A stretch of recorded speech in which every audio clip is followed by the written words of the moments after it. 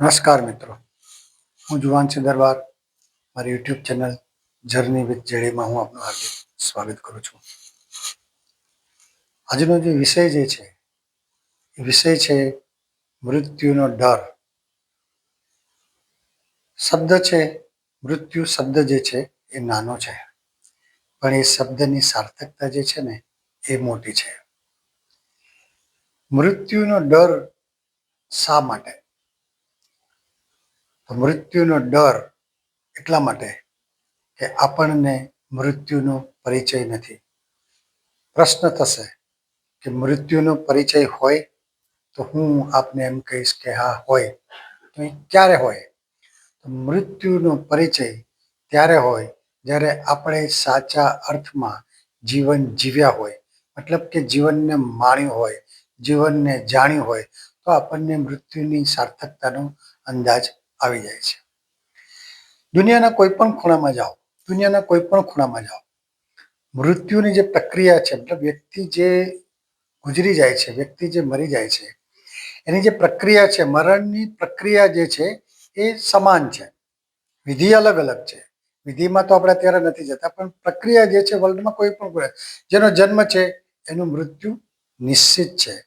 છતાં લોકો એવી રીતે વર્તે છે જાણે અમર પટોલે આવ્યા હોય. જીવનની અંદર મૃત્યુ જે છે એ મૃત્યુની જો સાર્થકતા આપણને સમજાય તો આપણને એનો ડર નહીં લાગે. ઘણા બધા ઉદાહરણો સહિત હું આપની સમક્ષ એની રજૂઆત કરીશ.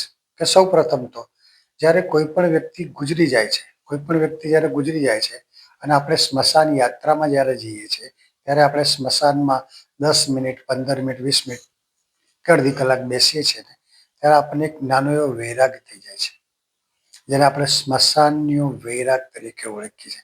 સ્મશાનનો વૈરાગ જે થોડા સમય માટે હોય છે, હે કે ભાઈ હવે તો ઘણું બધું કરી લીધું, હવે તો કંઈ કરવું નથી, આ ના કરવું જોઈએ, ફલાણું ના કરવું જોઈએ, ઢીકણું ના કરવું જોઈએ, જીવન આપણે આવી રીતે જીવવું જોઈએ. ઘણા બધા વિચારો એક સાથે આવી જાય છે. એક તરફનું જીવન નાશવંત છે, આ જીવનમાં આપણે શું લઈને આવ્યા હતા અને શું લઈને જવાના છે, એવા ઘણા બધા વિચારો આવી જાય છે. પણ આ જે વિચારો જે છે ને, જેવા સ્મશાનમાંથી બહાર નીકળીએ છીએ ને, એટલે આપણે હતા ને ત્યાં એમાં કોઈ ફેરફાર ના થાય. એને આપણે સ્મશાનનો વૈરાગ કહીએ છીએ. આપણે એમાં નથી પડવું, આપણે એવું જીવન નથી જીવવાનું. આપણે જે જીવન જેવું છે એને થોડા ઉદાહરણ આપીશું, તમને થોડી વધારે વ્યવસ્થિત રીતે ખ્યાલ આવશે. સોક્રેટિસને જ્યારે અંત સમયે પ્લુટો પૂછે છે કે ગુરુજી આપની અંતિમ ઈચ્છા શું છે, ત્યારે સોક્રેટિસ એને બહુ સરસ જવાબ આપે છે. સોક્રેટિસ એવું કહે છે કે મારી અંતિમ ઈચ્છા એવી છે કે મેં ફલાણા ભાઈની એક બકરી લાવ્યો હતો, મારે એને પાછી આપવાની છે. તો એમને જઈને એટલા સમાચાર આપજો કે હવે પછીના જીવનમાં જ્યારે હું આવીશ ને, ત્યારે એ ઋણ છે ને એ હું પૂરું કરી દઈશ. બહુ સરસ જવાબ આપ્યો તમે. પછી સોક્રેટિસને જ્યારે ઝેર આપવામાં આવે છે અને ઝેર એ પ્લુટો લઈને જાય છે, ત્યારે પ્લુટો ફરીને એમને પૂછે છે કે ગુરુજી આમાં ઝેર છે. એટલે સોક્રેટિસ કહે છે મને ખબર છે કે આમાં ઝેર છે. તો કે તમે પી જશો? તો કે હા. તમે પી જશો ને પછી તમારું મૃત્યુ નહીં થાય? તો કે કઈ વાંધો નહીં, ફરીથી પી જઈશ. આવું માણસ ક્યારે કહી શકે? જ્યારે જીવનને એણે જાણ્યું હોય, જીવનને એણે માણ્યું હોય. પોતે ઝેર પી જાય છે અને ધીરે ધીરે ધીરે એ પ્લુટોને જવાબ આપે છે કે હવે મારા પગ જે છે એ શૂન્ય થવા લાગ્યા છે, હવે મારા પગનો ઉપરનો ભાગ છે શૂન્ય થવા લાગ્યો છે, હવે મારા હાથ છે શૂન્ય થવા લાગ્યા છે, હવે હું બોલી નહીં શકું. એમ કરતાં કરતાં પોતે મૃત્યુને સામે ચાલીને બેઠી જાય છે, મૃત્યુને સ્વીકારે છે. મૃત્યુને સાહેબ સ્વીકારવાનું ને એ બહુ મોટી બાબત છે. ઈસુએ બહુ સરસ વાત કરી છે. ઈસુને જ્યારે સૂળી ઉપર ચડાવવામાં આવે છે ને, ત્યારે ઈસુ કહે છે હે પરમાત્મા, મને તારા ચરણોમાં રાખજે. જ્યારે એનો અર્થ શું થાય કે આપણે આપણું જીવન પરમાત્માના ચરણોમાં જ્યારે સમર્પિત કર્યું હોય ને, સર્વસ્વ રીતે જ્યારે પરમાત્મા સાથે જોડાયા હોય ને, તો આપણને મૃત્યુનો ડર નહીં લાગે. વીર ભગતસિંહ બધા જાણતા હશે.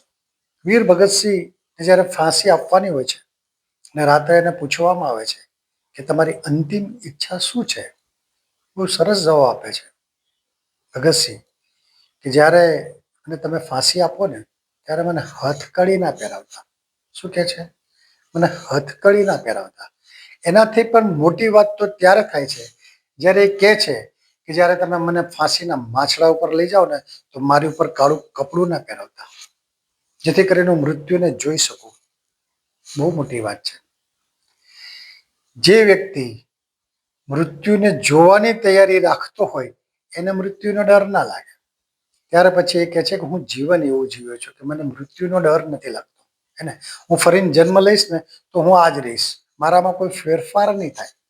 તો આવા જે લોકો છે, આવા જે મહાનુભાવો છે ને, જેમણે મૃત્યુને બહુ નજીકથી જાણ્યું અને પચાવ્યું અને એનો પરિચય કર્યો. જે હું પરિચયની વાત કરું છું કે મૃત્યુનો પરિચય ના હોય તો મૃત્યુનો પરિચય હોય જો તમે આવું જીવન જીવ્યા હોય તો.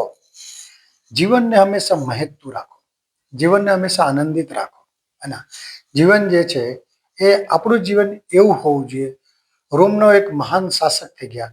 એ શાસકે એવું કીધું હતું કે હે પરમાત્મા, મારાથી કોઈને સહેજ પણ તકલીફ ના પડે ને એવું જીવન તું મને આપજે.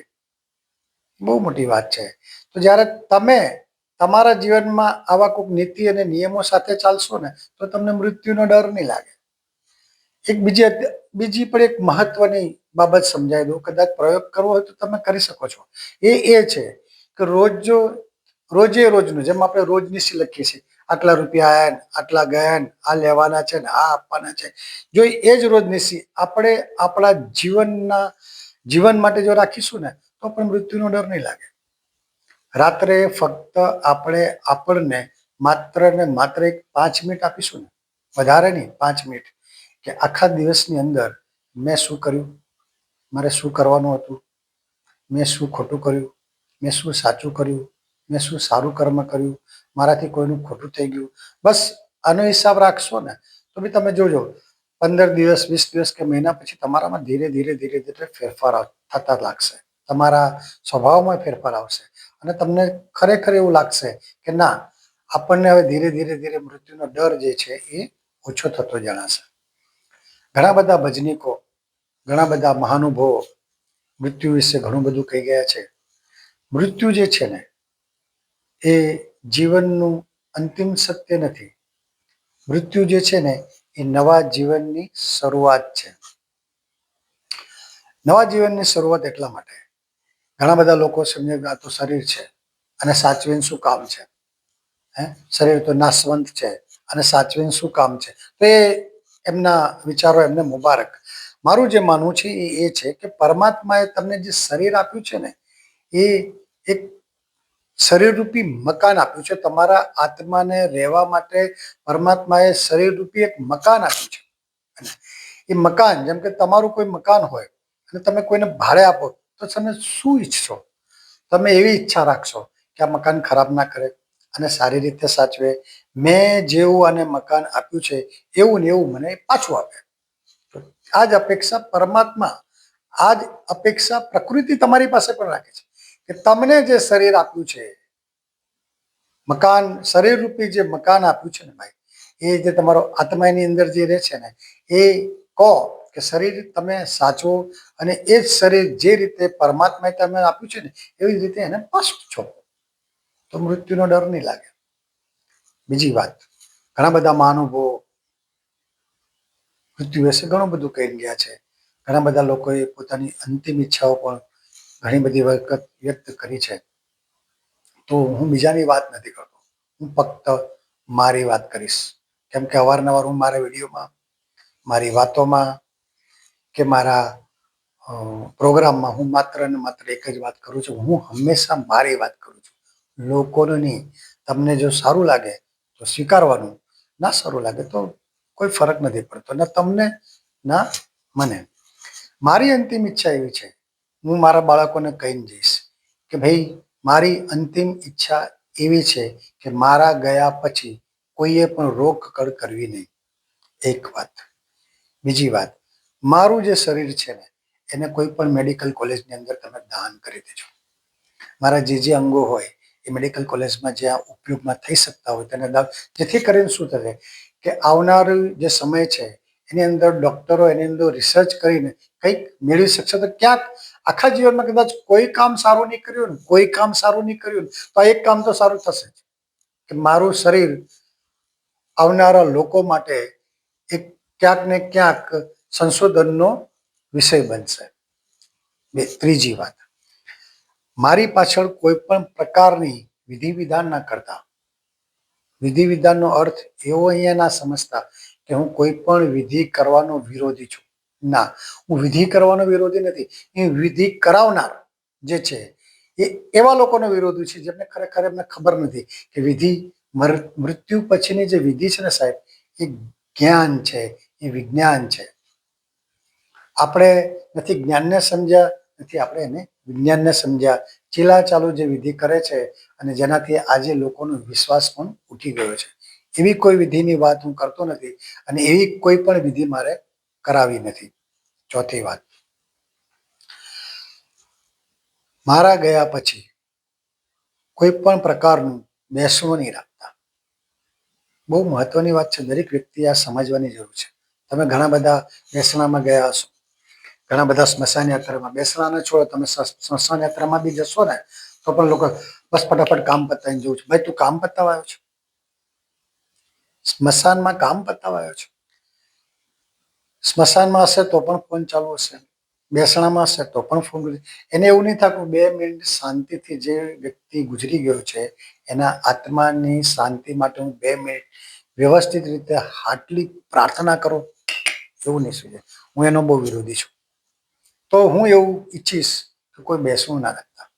પોતાની રીતે જાણ થાય ને મળવા આવે, આખી વસ્તુ જુદી છે, પણ પર્ટિક્યુલર આના માટે જ આવજો એવી કોઈ વાત છે નહીં. કેમ કે હું ઔપચારિકતામાં નથી માનતો.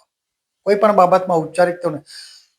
તમે મને ગમો છો અથવા તો હું તમને ગમું છું એ બહુ મહત્વની વાત છે. મારી વાતો તમને ગમે છે એ મહત્વનું છે, ઔપચારિકતા નહીં. ઔપચારિકતામાં હું નથી માનતો. ઔપચારિકતા વિશેનો એક બહુ સરસ દાખલો હું તમને આપું, જેનાથી તમને આખી વસ્તુનો થોડો ખ્યાલ આવશે. મહાભારતનું યુદ્ધ થયું. મહાભારતનું યુદ્ધ પછી જ્યારે પાંડવો ધૃતરાષ્ટ્રને મળવા જાય છે, સહાનુભૂતિ બતાવવા જાય છે, શોક પ્રદર્શિત કરવા જાય છે, આપણી ભાષામાં કહીએ તો, ત્યારે ધૃતરાષ્ટ્ર બધાને મળે છે અને એક પ્રશ્ન કરે છે કે વસુદેવ ક્યાં છે? કૃષ્ણ તો કૃષ્ણ છે. કૃષ્ણ માટે તો જેટલું કહીએ એટલું ઓછું છે અને જેટલું જાણીએ એટલું ઓછું છે. કૃષ્ણની પરિભાષા દરેકે પોતાની રીતે કરી છે. કૃષ્ણ દૂર ઉભા હોય છે, નજીક આવે છે. મહારાજ, હું અહીંયા છું. બહુ સરસ કે આ બધાએ શોક પ્રદર્શિત કર્યો, તમે નહીં કરો? શું કીધું? આ બધાએ શોક પ્રદર્શિત કર્યો, તમે નહીં કરો? વાસુદેવ બહુ સરસ જવાબ આપ્યો, મહારાજ, મને ઔપચારિકતા નથી ગમતી અને હું ઔપચારિકતામાં નથી માનતો. તો કે કેમ? ઔપચારિકતા એટલે શું? તો કે ઔપચારિકતાનો અર્થ એવો છે કે મહાભારતનું યુદ્ધ થવાનું હતું ને, એ પણ મને ખબર છે. આ યુદ્ધ શેના કારણે થયું છે એ પણ મને ખબર છે. આ યુદ્ધ હું ધારત તો 18 દિવસનું યુદ્ધ 18 મિનિટમાં પતાવી દે, છતાં મેં એ નથી કર્યું. કેમ કે આ જે યુદ્ધ હતું ને, યુદ્ધ એ અધર્મની સામે ધર્મનું યુદ્ધ હતું, જે મેચ કરાયું હતું. આનો જે કરતા હરતા છું ને એ હું હતો. તો હું તમારી પાસે કેવી રીતે શોક પ્રદર્શન કરું? બહુ સરસ વાત કરી હતી. આવી વાતો જ્યારે સમજાવવામાં આવે, આવી વાતો જ્યારે સમજવામાં આવે ત્યારે આપણું જીવન જે છે એ મહેકતું થાય છે. આપણે પ્રકૃતિની સાથે જેમ જેમ જોડાતા જઈશું ને તેમ તેમ આપણને મૃત્યુનો ડર જે છે ને એ ઓછો થતો જશે. જેમ જેમ મૃત્યુનો ડર ઓછો થતો જશે ને તેમ તેમ આપણને મૃત્યુનો પરિચય થતો જશે અને ત્યારબાદ મૃત્યુનો જે ડર છે ને એની પરિભાષા જે છે એ તમારા જીવનમાંથી એનું નામો નિશાન જતું રહેશે. નમસ્કાર, જય હિન્દ, જય ભારત.